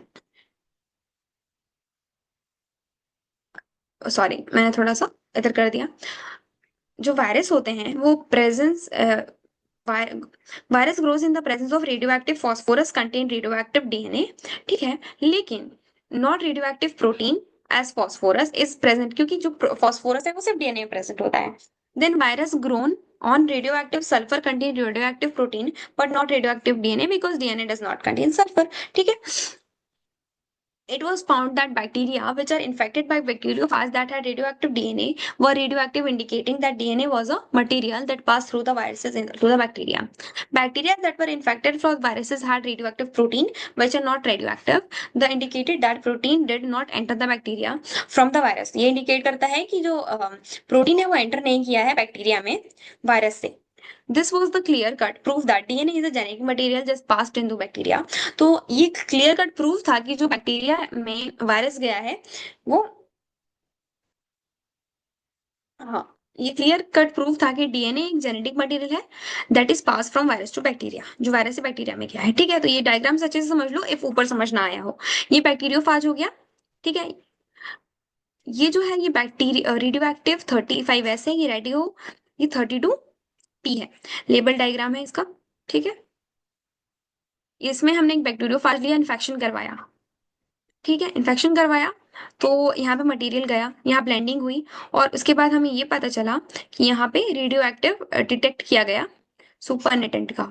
यहाँ पे कोई रेडियो एक्टिव नहीं था। ठीक है, और इसे सेंट्रीफ्यूज भी किया गया, तो इससे ये पता चला कि जो डीएनए है वो क्या है, वही जेनेटिक मटेरियल ना कि प्रोटीन है, क्योंकि जब वो अंदर आया तो इससे कोई इन्फेक्शन ही नहीं किया और इसको इन्फेक्शन कर दिया। देन मिलर्स एक्सपेरिमेंट, इसका डायग्राम है ये पूरा, आप अच्छे से याद कर लेना इस डायग्राम को। देन नेक्स्ट देख लेते हैं हम HIV। What is HIV AIDS? Write the preventive methods. HIV क्या है? Human immunodeficiency virus, virus that attack cell which helps the body to fight infections. ठीक है, उस सेल को ये हार्म करते हैं जिससे हमारी बॉडी इन्फेक्शन से बच सकती है, उन उसी सेल को हार्म कर देते हैं। The virus destroy a type of white blood cell. Virus एक ऐसे व्हाइट ब्लड सेल को डिस्ट्रॉय करते हैं जो इम्यून सिस्टम में, जिसको टी हेल्पर सेल्स कहते हैं। ठीक है, कंट्रोल क्या हो सकता है कि अगर हम लोगों को हेल्थ एजुकेशन दें और एक्सप्लेन करें कि किस क्या हजार्डियस इफेक्ट्स हो सकते हैं एड के। ठीक है, do not रीयूटिलाइज the use syringes, हमें यूज सिरेंजेस का यूज नहीं करना है, न्यू यूज करना है। ठीक है, blood of donor person would be carefully examine before use. अगर कोई किसी को ब्लड दे रहा है तो उसे अच्छे से एग्जामाइन करके दे कि कहीं से एड्स तो नहीं है। Then sexually contact with too many people must be avoided. Then है एंटीजन। हाँ, उसके बाद ये क्वेश्चन है ड्रग एडिक्शन का, और ये बहुत कॉमन से, देखो ऐसे टॉपिक्स है ना जो कंसर्न है वो टॉपिक्स बहुत ज्यादा आते हैं। ऐसे क्वेश्चन आ सकता है कि टीनेज ईयर्स के लिए, जो टीनेज के बच्चे होते हैं उनके लिए अल्कोहल और स्मोक क्यों प्रोहिबिटेड है, क्यों मना करना चाहिए, उन्हें नहीं लेना चाहिए, ये क्वेश्चन आ सकता है। ड्रग एडिक्शन एक बहुत ही कॉमन टॉपिक है, है ना, इसलिए ये भी लिया गया है। तो एडिक्शन एक मोस्ट कॉमन प्रॉब्लम है हमारी यूथ का। They do not take different types of drugs and alcoholic beverages due to various reasons. It makes them habitual and depend on them. लोग उससे डिपेंड हो जाते हैं, हैबिचुअल हो जाते हैं, उनकी हैबिट बन जाती है। एडिक्शन हैबिचुअल है, साइकोलॉजिकल भी और फिजियोलॉजिकल भी, हम डिपेंड हो जाते हैं उस चीज पे। ठीक है। A person who is habituated to the substance और practice specially harmful one is called drug addiction. तो अगर कोई इंसान किसी चीज पे एडिक्ट हो जाता है, किसी ड्रग पे, तो उसे ड्रग एडिक्शन कहा जाता है। इसके कॉजेस क्या है? इसके कॉजेस है क्यूरियोसिटी। लोगों में क्यूरियोसिटी होती है कि यार देखते हैं, ट्राई करके कैसा है। ये क्यूरियोसिटी है। फन के लिए, स्टिमुलेशन के लिए, फ्रीडम फीलिंग करने के लिए, और टेम्पररी स्केप है कि कोई प्रॉब्लम है तो ड्रिंक, है ना। बस यही रीजन की वजह से लोग एडिक्ट होते जा रहे हैं। नेक्स्ट है कैंसर क्या होता है और दो कॉजेज क्या है कैंसर के। तो जो ट्यूमर बन रहा होता है, अनऑर्गेनाइज्ड और अनकंट्रोल्ड डिवीजन ऑफ सेल, उसे हम ट्यूमर कहते हैं। ठीक है। उसे हम कैंसर कहते हैं जब फॉर ब्लड जो सेल्स हैं वो बहुत जल्दी जल्दी रेप्लिकेट करती जाएं, डिवाइड होती जाएं, अनकंट्रोल्ड और अनऑर्गेनाइज्ड वे में। कॉजेस क्या है? स्मोकिंग की वजह से होता है लंग कैंसर, वायरसेस की वजह से भी कैंसर होता है, केमिकल जैसे कि निकोटीन, कैफीन, और पॉलीसाइक्लिक हाइड्रोकार्बन्स, इनकी वजह से कैंसर हो सकता है। एंटीजन रिस्पॉन्सिबल होते हैं फॉर्मेशन ऑफ एंटीबॉडीज के लिए। एंटीजन आर प्रोटीन और polysaccharides that can bind to them. Antigen proteins और पॉलीसेकेराइड्स होते हैं जो उनसे बाइंड कर सकते हैं। These are free molecule which cover surface of micro organism. ठीक है। दे कॉज डिसीज और एलर्जिक रिएक्शन। अगला है हमारे पास ये डायग्राम इंपॉर्टेंट है, इस डायग्राम को कर लेना। लेबल डायग्राम है एंटीबॉडी मॉलिक्यूल का। ठीक है। अब हम देख लेते हैं इनेट इम्यूनिटी और एक्वायर्ड इम्यूनिटी में डिफरेंस। तो इनेट इम्यूनिटी प्रेजेंट होती है बर्थ से, जब बच्चा एक पैदा होता है तो उसमें इनेट इम्यूनिटी होती है। ये किससे आती है? ये माँ से आती है, पेरेंट से आती है। एक्वायर्ड इम्यूनिटी हम अपने जीवन में जी रहे होते हैं, हमारा लाइफ स्पैन चल रहा है, उसमें हम वो एक्वायर कहते हैं। ये बर्थ में प्रेजेंट नहीं होती। ये नॉन स्पेसिफिक है, ये पैथोजन स्पेसिफिक है। मतलब जैसे ये नॉन स्पेसिफिक है, ये मतलब हुआ कि हमें कुछ भी हो रहा है वो सिर्फ एक ही चीज कर रही है। फीवर आ जा रहा है हमें, सारी चीजों के लिए सिर्फ एक ही रिस्पॉन्स। पैथोजन स्पेसिफिक में ये होता है कि वो हर चीज के लिए अलग अलग रिस्पॉन्स करती है एक्वायर्ड इम्यूनिटी हमारी। ओके। वेरियस साइकोलॉजिकल और फिजियोलॉजिकल सेलुलर और साइटोकाइन बैरियर है, basis of the innate immunity के बेसिस है। और हमारे पास एक्वायर्ड इम्यूनिटी के बेसिस क्या है? टी सेल्स और बी सेल्स। ठीक है। इनेट इम्यूनिटी जो होती है वो लाइफ भर रहती है, जीवन भर रहेगी, लेकिन इनेट इम्यूनिटी जो है वो शॉर्ट लिव रहती है। Okay. Then what is sewage? Sewage क्या होता है? देखो सीवेज ये है कि जितना भी म्युनिसिपल वेस्ट होता है, टॉयलेट वाटर, टॉयलेट वेस्ट हो जाएगा, बाथरूम का, किचन का वेस्ट, वो सारा सीवेज है। ठीक है। और उसमें बहुत सारे पैथोजेंस प्रेजेंट होते हैं जो हमारे लिए हार्मफुल होते हैं और हमें डिसीज कर सकते हैं, जैसे कि टाइफाइड, पोलियो, क्लोरेला, इसलिए वो हमारे लिए हार्मफुल है। ठीक है। अब हम क्वेश्चन देखते हैं मैन्योर बायोफर्टिलाइजर्स का। तो it is semi decade organic substance by biological origin. ये सेमी डिकेड ऑर्गेनिक सब्सटेंस है। बायोफर्टिलाइजर में देखें तो इट इज एन ऑर्गेनिज्म जो इंक्रीज करते हैं न्यूट्रिएंट अवेलेबिलिटी और क्रॉप प्लांट को। अगला है it is essential for maintaining soil structure, aeration and hydration of the soil. Manual का यूज हम करते हैं ताकि हम मेंटेन कर सके सॉइल के स्ट्रक्चर को, उसके एरेशन को और हाइड्रेशन ऑफ सॉइल को। देन जो बायो फर्टिलाइजेशन है वो एसेंशियल नहीं है इन सारी चीजों के लिए। ठीक है, जो हमने यहाँ पढ़ी। It provide all type of nutrition to the crop plants. Manual जितने हर तरीके की न्यूट्रिशन प्रोवाइड करते हैं हमारे प्लांट्स को, लेकिन बायो फर्टिलाइजेशन कुछ ही न्यूट्रिशन प्रोवाइड कर पाते हैं। ठीक है। देन हम cycle life cycle of Plasmodium देखते हैं। तो देखो मैं डायग्राम से बताती हूँ, ये इजी पड़ेगा, वो फालतू रीडिंग करके टाइम वेस्ट करने का कोई मतलब नहीं है। तो यहाँ पर एक आदमी को एक मच्छर ने काटा। ठीक है। तो parasite sporozoite reach the liver through blood. Blood से हमारा जो उसका स्पोरोजोइड्स है, जो प्लाज्मोडियम ने छोड़ा, वो हमारे लीवर तक पहुंचा। ठीक है। The parasite produce asexually in liver cells. जो पैरासाइट है वो एसेक्सुअली रिप्रोड्यूस किया लिवर सेल्स में, bursting the cells and releasing into blood. फिर वो फटा और ब्लड में चला गया। ठीक है। Parasite produce asexually in red blood cells. उसके बाद जो ब्लड में गया, ब्लड में भी रिप्रोड्यूस करेगा। उसके बाद उसने रेड ब्लड सेल को भी बर्स्ट किया, and the causing cycle of fever and other symptoms, जिसकी वजह से हमारे अंदर क्या होंगे? सिम्टम्स सिम्टम्स आएंगे, किसके? फीवर होना। ठीक है। उसके बाद जो रिलीज हुआ वो दूसरे ब्लड को नुकसान पहुंचाएगा। Sexual stage gametophyte develop in red blood. अब यहाँ पे गैमेटोफाइट बनते हैं, मेल और फीमेल गैमेटोफाइट बनते हैं हमारे ही ब्लड में। ठीक है। उसके बाद ये गैमेटोसाइट जो है, female mosquito takes up gametocyte with blood meal. ठीक है। अब हमारे पास उसी में प्लाज्मोडियम आया, एनिफिलिस मॉस्किटो आया, उसने हमें काटा तो उसने क्या ले लिया? अपने गैमेटोसाइट को ले लिया। ओके। फर्टिलाइजेशन हुई, फिर मॉस्किटो के इंटेस्टाइन में सारी फर्टिलाइजेशन हुई। ओके, उसके बाद स्पोरोजोइट्स बने, mature infective stage, escape from intestine and migrate to the mosquito. और ये जो स्पोरोजोइट्स है वो उसके सलाइवरी ग्लैंड में चले गए प्लाज्मोडियम के, वो फिर काटेगा, फिर हमारे पास आएगा, फिर लीवर में जाएगा, ब्लड को बर्स्ट करेगा, फिर गैमेट बनाएगा, फिर खुद लेगा, फिर यही प्रोसेस चलती रहेगी। बस यही प्रोसेस है प्लाज्मोडियम की। ठीक है, इजी। अगला सवाल, वैसे इसमें से 4 मार्क के क्वेश्चन ज्यादा बनते नहीं है, मुझे 3 मार्क को 4 मार्क के क्वेश्चन बेसिक देखने थे आपके लिए। ठीक है, हम देख लेते हैं एक बार कि बायो पेस्टिसाइड और केमिकल पेस्टिसाइड्स में क्या डिफरेंस है। Use naturally occurring compound derived from living organism for the production. Bio pesticide में हम नेचुरली अकरिंग कंपाउंड का यूज करते हैं जो लिविंग ऑर्गेनिज्म से प्रोड्यूस होते हैं। ठीक है, देन केमिकल पेस्टिसाइड्स में हम आर्टिफिशियल केमिकल का यूज करेंगे।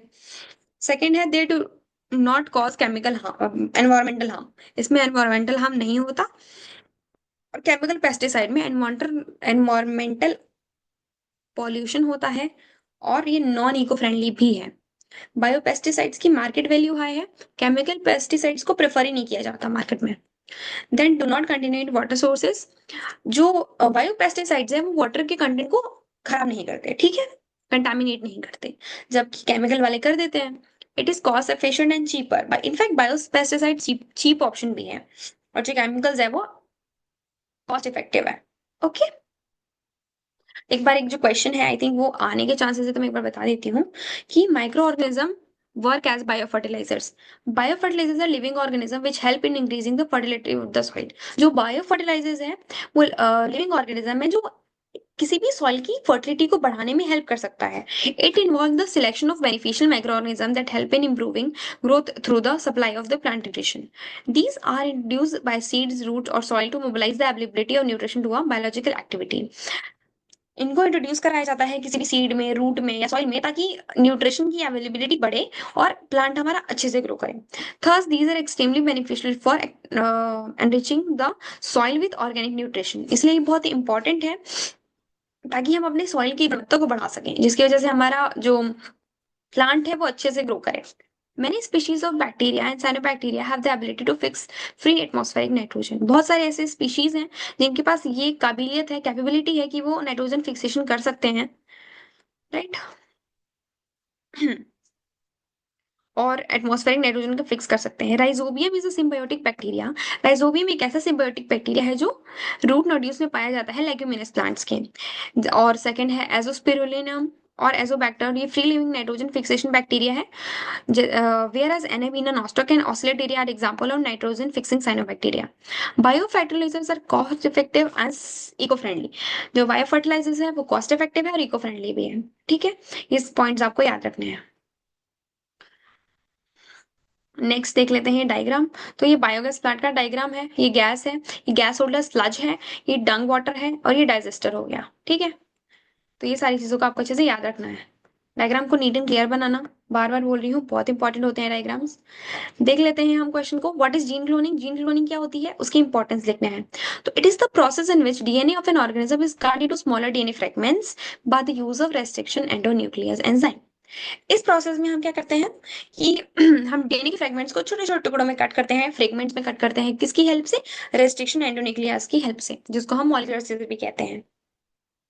DNA fragments is introduce into the bacterial east insect plant और एनिमल्स। फिर हम उस डीएनए फ्रेगमेंट को इंट्रोड्यूस करते हैं बैक्टीरिया में, किसी ईस्ट में, किसी इंसेक्ट में, किसी प्लांट में, किसी एनिमल में। The cells are grown on the suitable medium under suitable condition. फिर वो सेल्स जो है वो ग्रो करते हैं अपने सुटेबल कंडीशन में। Each cell containing a particular DNA fragment multiplies to give rise to the group of cells. हर सेल में अलग अलग पर्टिकुलर डीएनए फ्रेगमेंट है और वो मल्टीप्लाई करता है और ग्रुप ऑफ सेल को राइज करता है, बनाता है। All containing a particular DNA fragment, okay, all containing same foreign DNA, और सब में सेम फॉरेन डीएनए है। हमने एक डीएनए लिया, उसके फ्रेगमेंट्स कट किए, डाला और उसे कल्चर किया, ग्रो करवाया। This group of cells are known as clone of cells. इन्हीं ग्रुप ऑफ सेल्स को हम क्लोन ऑफ सेल्स कहते हैं। This copy of DNA resulting from multiplication of recombinant DNA are called cloned DNA and the process is known as gene cloning.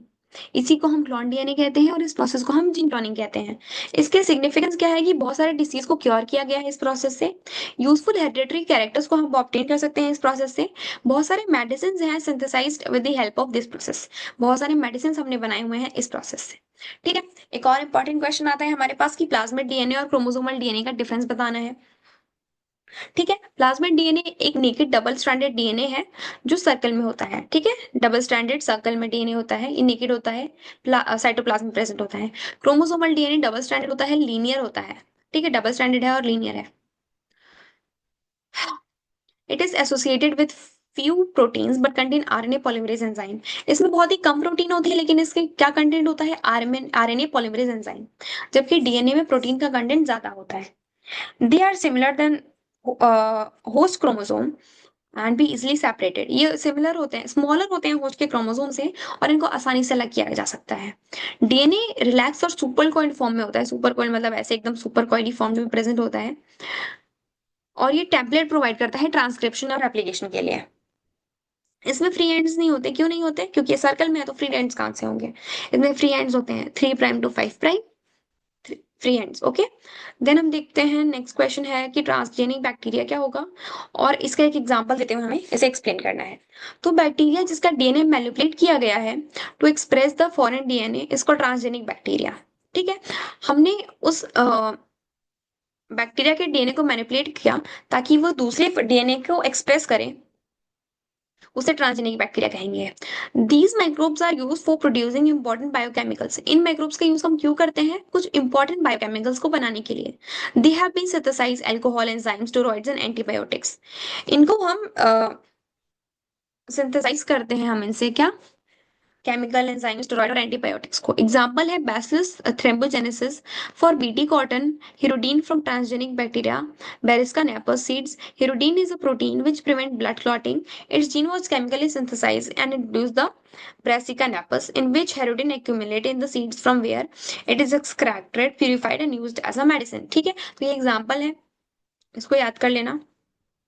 हमने bacillus थ्रिम्बोजेनेसिस का use किया था बेटी कॉटन के लिए।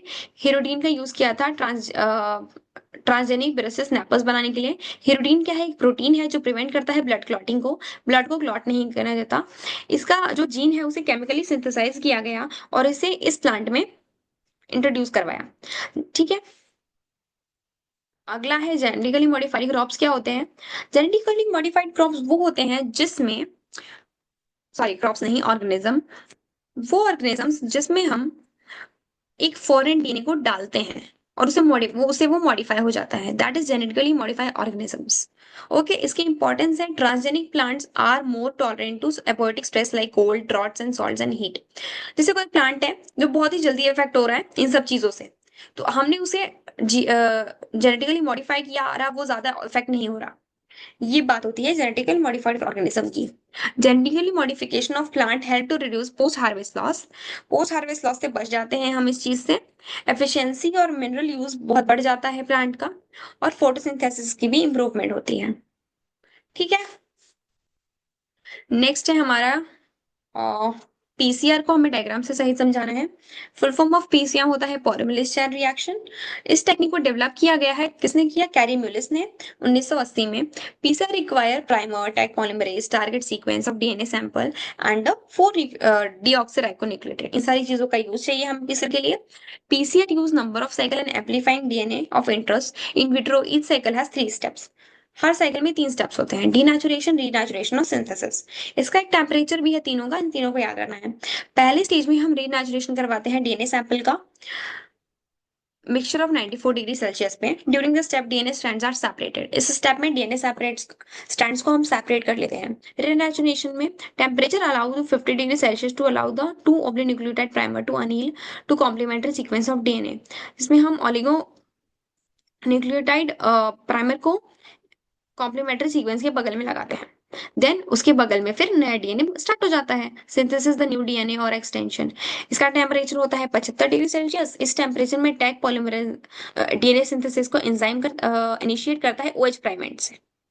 ठीक है, 3 स्टेप्स है। ये डीएनए मॉलिक्यूल है, इसका डीनेचुरेशन करवाया, सेपरेट हो गए डीएनए स्ट्रैंड्स, फिर टैग पॉलीमरेज आया, यहाँ पे 2 मॉलिक्यूल बने डीएनए के, फिर यहाँ पे ये सेपरेट हुए, फिर 4 मॉलिक्यूल बने हमारे पास डीएनए के।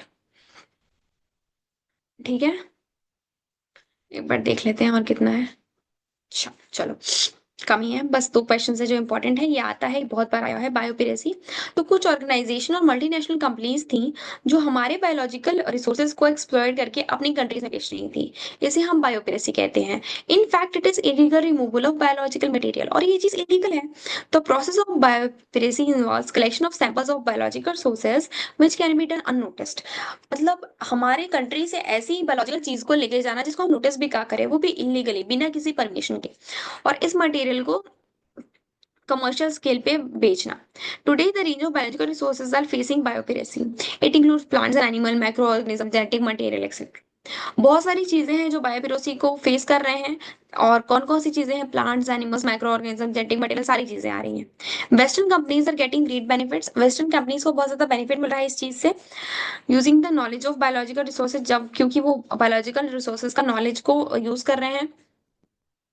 Third world communities which companies stand to make huge revenue from this process, और वो उससे खूब पैसा भी बना रहे हैं। The local communities are unrewarded and in fact, और जिन लोगों ने उसे इनका प्रोडक्शन किया है उसको तो कोई अवार्ड ही नहीं मिल रहा। Many have to buy the product from this, और इनफैक्ट हम लोगों को उनसे हाई प्राइसेस पे प्रोडक्ट खरीदना भी पड़ रहा है।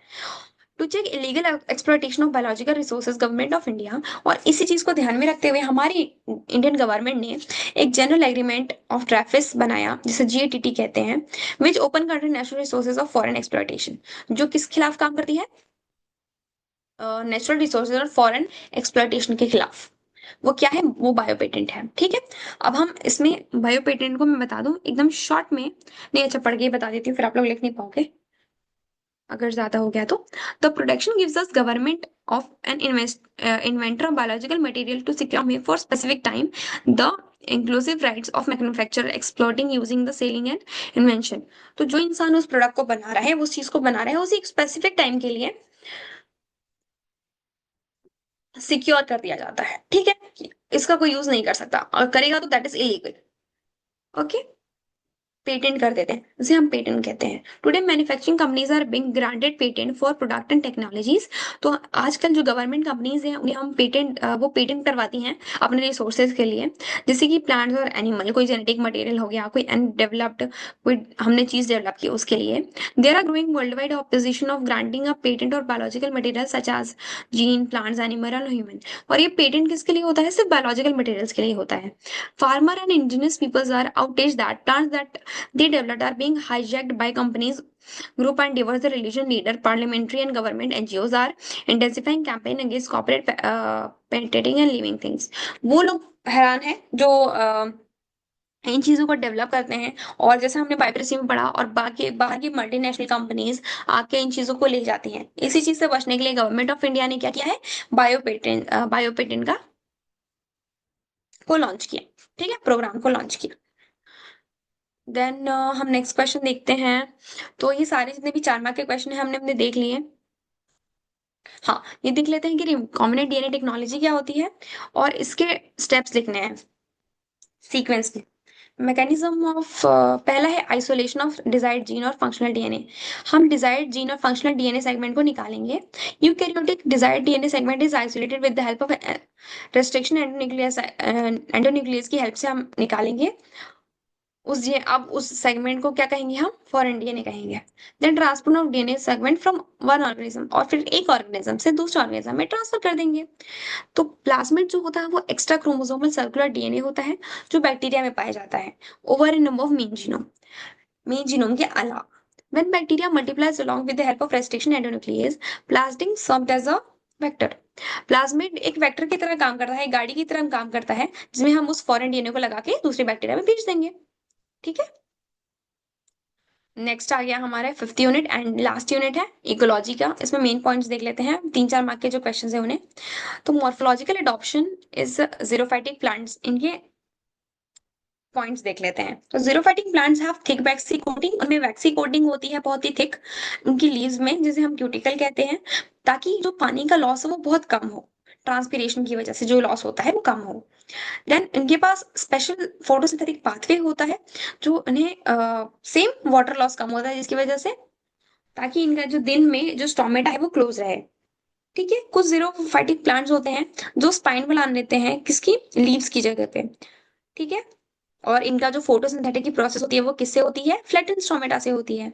Stomata are arranged in deep pits to minimize the loss through transpiration. और जो स्टोमेटा होता है वो डीप पिट्स में अरेंज होता है, जिसकी वजह से पानी का लॉस कम होता है। अगला डिफरेंस है फूड चेन और फूड वेब में। तो food chain is a single pathway है जहाँ पे एनर्जी ट्रांसफर होती है प्रोड्यूसर से कंज्यूमर में। फूड वेब एक नेटवर्क है जिसमें बहुत सारे फूड चेन्स आते हैं, इंटरकनेक्टेड होते हैं ये लोग एक दूसरे से। अगला है जितने भी food chain start with green plants are original sources of all foods. Food chain plant से ग्रीन प्लांट से स्टार्ट होता है जो कि ओरिजिनल सोर्स है फूड का। It has many linkage and intercrossing among producers and consumer. Food web बहुत intercrosses है प्रोड्यूसर और कंज्यूमर में। देन एनर्जी फ्लो यूनिडायरेक्शनल में होती है, प्लांट से किसी बकरी में आएगी, बकरी को कोई शेर खाएगा, ऐसे, ठीक है। तो ये यूनिडायरेक्शनल में है। ये मल्टी डायरेक्शनल है क्योंकि ये इंटरकनेक्टेड है एक दूसरे से। उसके बाद हमें देख लेते हैं ये तीन, प्रोड्यूसर कंज्यूमर डिकम्पोजर, इसको पढ़ लेना, ये टॉपिक थोड़ा अच्छा है, ठीक है। उसके बाद है इकोलॉजिकल पिरामिड्स। इकोलॉजिकल पिरामिड्स क्या होते हैं? If we express organism various level, अगर हमें एक्सप्रेस करना हो ऑर्गेनिज्म का वेरियस लेवल में, जैसे कि उनके नंबर के बेसिस पे, उनके बायोमास के बेसिस पे, उनके नंबर, रेशियो ऑफ एनर्जी के बेसिस पे, तो हमें कोन और पिरामिड का स्ट्रक्चर मिलेगा, ठीक है। उसे ही हम इकोलॉजिकल पिरामिड कहेंगे। इकोलॉजिकल पिरामिड जो है वो क्या रिप्रेजेंट करता है? ट्रॉपिक स्ट्रक्चर रिप्रेजेंट करता है और फंक्शन ऑफ एन इकोसिस्टम, जिसके बेस में सक्सेसिव ट्रॉपिक लेवल्स आते हैं और ऊपर पे थोड़े कम वाले, ठीक है। तीन टाइप के हमारे पास आते हैं pyramids: pyramid of biomass, pyramid of number, pyramid of energy. Biomass of the dry weight of living organism per unit of space. Dry weight क्या होता है? अगर हम किसी चीज से, हमारी बॉडी से अगर पूरा पानी निकाल दिया जाए और फिर हमारा वेट किया जाए, वो होता है ड्राई वेट, ठीक है। The ecological pyramid when shows the quantitative relationship of the standing crop at each tropic level. The pyramid of biomass show gradual reduction in biomass at each tropic level. यहाँ पे ड्राइवेट किया जाता है, उसके according biomass, pyramid of biomass बनता है। तो ये अपराइट भी हो सकता है, इन्वर्टेड भी हो सकता है। अपराइट का एग्जांपल क्या हो गया? Traditional ecosystem. इन्वर्टेड का क्या होगा? Aquatic ecosystem. देन नंबर में आए तो pyramid of which shows the number of individual organism eight each trophic level. हर ट्रॉपिक लेवल पे कितने ऑर्गेनिजम्स हैं, इसमें न्यूमेरिकल रिलेशनशिप बताते हैं हर ट्रॉपिक लेवल पे, डिफरेंट डिफरेंट ट्रॉपिक लेवल पे।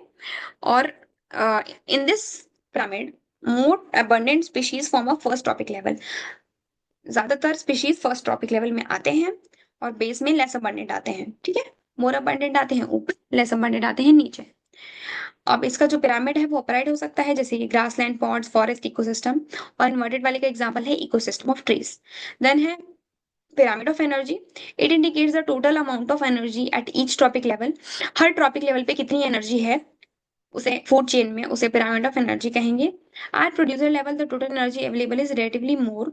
इसमें ऐसा होता है ना कि प्रोड्यूसर लेवल पे सबसे ज्यादा एनर्जी होती है, फिर आगे जाके कम, फिर और कम, फिर और कम। इसीलिए ग्रेजुअल लॉस ऑफ एनर्जी होता है हर ट्रॉपिक लेवल पे। और हमारा जो पिरामिड बनता है वो हमेशा अपराइट बनता है, ठीक है। ये एक एक्सेप्शन है, यहाँ पर सिर्फ अपराइट बनता है, बाकी सब में ऊपर भी अपराइट भी और इन्वर्टेड भी, ओके। देन हमारे पास क्वेश्चन आएगा फूड चेन का, पर देख लेते हैं।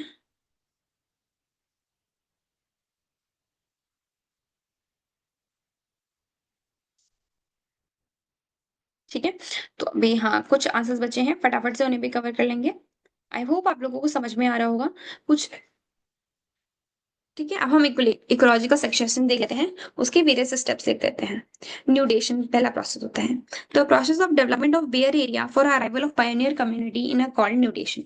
तो जब हम उस प्रोसेस जिसमें हम बेयर एरिया का डेवलपमेंट करते हैं ताकि कोई पायोनियर कम्युनिटी आए, उसे न्यूडेशन कहा जाता है। दिस रीजन में become barren due to region like landslides, erosion, deposition, volcano। और ये जो लैंड है जिसका हम यूज कर रहे हैं वो किस वजह से खराब हुई है? लैंडस्लाइड की वजह से, इरोजन की वजह से, डिपोजिशन की वजह से, वॉल्केनिक एक्टिविटीज की वजह से। देन आता है इन्वेशन, दस establishment of various species. Then second आता है इन्वेशन, जिसमें एस्टैब्लिशमेंट होती है वेरियस स्पीशीज का, ठीक है। It occur due to dispersion of migration of seed spores by other means. Migration की वजह से वहां पे लोग आते हैं, वहां पे स्पीशीज आती हैं, ठीक है, नए रीजन में। After reaching the new region, establishment of new species in environment prevailing there call ecesis. Then competition होती है, नंबर ऑफ मेंबर बढ़ते हैं कम्युनिटी में, जिसकी वजह से कंपटीशन होगा लोगों के बीच, interspecific in this competition the species which prove themself fit for the survival, अब वो स्पीशीज जो खुद को प्रूव कर सके कि हाँ हम इसमें सर्वाइव कर सकते हैं, वही बाहर रहेंगे, बाकी एक्सटेंड हो जाएंगे। देन रिएक्शन आता है, the process of modification of environment through the species which succeed is called reaction. Climate stage, after the establishment of several community, the climate change stage comes in end. The climate stage establish balance and equilibrium with the environment of that area, and stabilization occur. अगला है food chain. Food chain क्या होता है, हमने food chain की definition ऊपर ही पढ़ी है, ठीक है, उसको मैं बार बार रिपीट नहीं कर रही हूँ। देन आता है हमारे पास types, predator food chain. It start with herbivores and goes to smaller with larger predators. Herbivore से स्टार्ट होती है और छोटे से बड़े प्रेडेटर तक जाती है। इसमें हर्बीवोर प्राइमरी कंज्यूमर होंगे, फिर and predators are secondary tertiary consumer, but the size of predator increase at each level. लेकिन हर प्रेडेटर की हर लेवल पे प्रेडेटर का साइज इंक्रीज होगा, ठीक है। देन पैरासिटिक फूड चेन में it stores with the herbivore but food passes from larger to smaller organism. Herbivore से स्टार्ट होता है लेकिन यहाँ पर लार्जर से स्मॉल ऑर्गेनिज्म की तरफ जाते हैं। देन सेप्रोफाइटिक में transfer of food energy from dead organic material to plant bodies and micro organisms. Dead material से फूड ऑब्टेन करना, इसे सेप्रोफाइटिक फूड चेन कहेंगे। उसके बाद कौन सी कॉजेज हैं जिसकी वजह से स्पीशीज ज्योग्राफिकल रीजन का लॉस होगा। पहला है loss of fragmentation. Habitat and various organisms are altered for destroyed by uncontrolled and unsustainable human activities. हमारी कुछ एक्टिविटीज की वजह से, जैसे कि डिफॉरेस्टेशन, एग्रीकल्चर, पेड़ पौधे जला देना, जंगल जला देना, और पेड़ पौधे कट करना, उसकी वजह से छोटी छोटी स्पीशीज का ब्रेकडाउन हो जाता है, जिसकी वजह से movement of migratory animals and also decrease genetic exchange between population leading to declination of species. जिसकी वजह से ज्यादा जेनेटिक एक्सचेंज नहीं हो पाता और वो स्पीशीज डिक्लाइन होने लगती है। फिर आता है ओवर एक्सप्लॉयटेशन, मतलब हंटिंग करना, बहुत सारे प्लांट्स और एनिमल्स का बहुत ज्यादा, या फिर कोई प्लांट का बहुत ज्यादा यूज कर लेना, उनका एक्सप्लॉयटेशन करना, ये और उन्हें क्या बना देना, इंडिजिनस और एक्सटेंट बना देना। अब कोई चीज को हम बहुत ज्यादा एक्सप्लॉयट करेंगे तो बचेगी थोड़ी ना, उसे ओवर एक्सप्लॉयटेशन कहते हैं। देन एनिमल स्पीशीज इन्वेंशन, ये होता है एक्सीडेंटल या इंटेंशनल, या तो एक्सीडेंटली हो रहा है या हम अपने इंटेंशन से करवा रहे हैं। इसमें नॉन नेटिव स्पीशीज को लेके आना और उस एरिया में रखना, और उस वजह से हमारा उस एरिया की स्पीशीज कम हो जाए। जैसे एग्जांपल है कि नील पॉन्च को इंट्रोड्यूस किया गया था विक्टोरिया में, ठीक है, उसकी वजह से 200 से ज्यादा स्पीशीज की फिश खत्म हो गई थी। को एक्सटेंशन में, को एक्सटेंशन मतलब एक स्पीशीज की वजह से दूसरी स्पीशीज का भी चले जाना, क्योंकि वो एक दूसरे पे डिपेंड है। जैसे कि the extension of host will cause the extension of parasite, अगर होस्ट जाएगा तो पैरासाइट भी जाएगा साथ में, क्योंकि वो उसके ऊपर रहता है, ठीक है। तो ये मैं शॉर्ट में समझा रही हूँ, जिन चीजों को उनको पढ़ लेना अच्छे से, आपको क्लियर हो जाएगा। अब हम बात करते हैं,